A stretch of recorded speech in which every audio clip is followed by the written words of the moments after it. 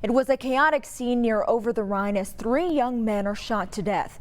Now we're learning more about who these men were and what happened in the moments before the shooting began. Local 12's Alexa Helwig describes the scene and how community advocates are working for change.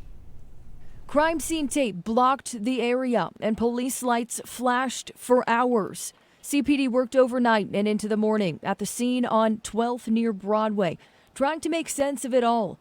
Demarion Edwards, Jisaiah Jordan, and Tyler McIntosh were identified as the shooting victims. All 3 men were in their early 20s. A neighbor tells me a big crowd gathered in this parking lot before shots were fired. 2 victims were found in a car parked right here. One inside the car, one outside, and a 3rd victim all the way up here in this parking lot on the ground. 2 of the things that I guess rushed to my mind were, these parents and the loss of lives for their children.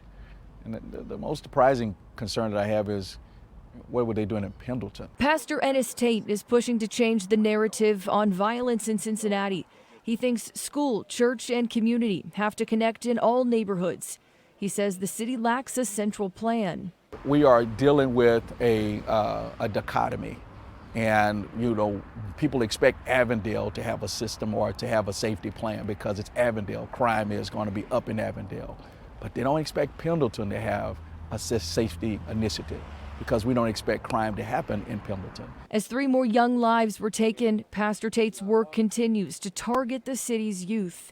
He not only hopes more people will step up, he wants community members to stand up and make a commitment to change. So one homicide should not spark me to do something else. I should be doing something ongoing that says I want to see this issue changed. And so the things that I do are going to be relevant to that work as opposed to just pulling things out of the sky.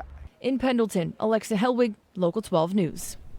Police have not released information on any suspects.